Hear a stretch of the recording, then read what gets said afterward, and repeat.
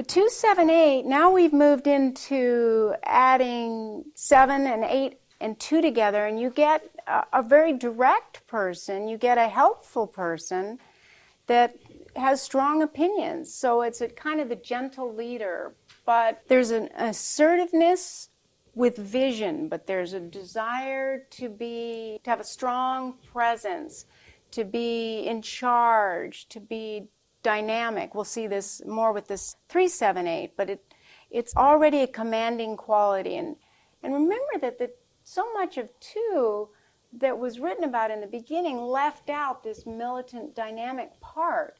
So if you put it 2 as in the fully developed aspect of 2, this is a very militant, assertive, upbeat person that wants to identify with what can be done and moving forward and celebrating life.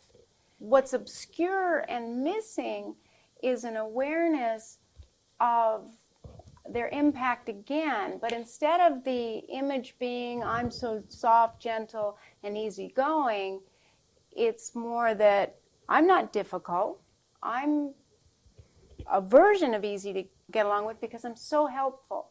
So this person identifies as being an instrument of change, and they have kind of a charming, so they get away with a lot, and then all of a sudden they're like whoop, and they're resistant.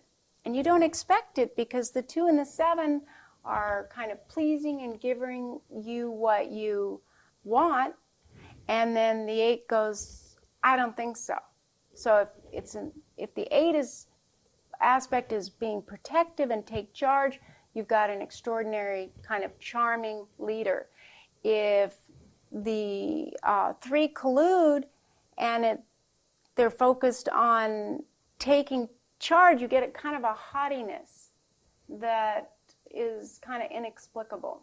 There's a tendency to keep everything positive and to be so focused on what's positive and perceived as honest that this tritype can be very aggressive and fail to recognize the importance of difficult emotions, and that everything isn't as charming or as sunny as this tritype wants to believe.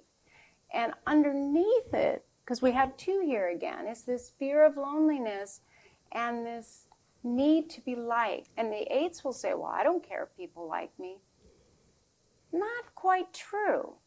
The 8 just won't stop being the way they are, but they very much want to be liked. They just don't want to conform.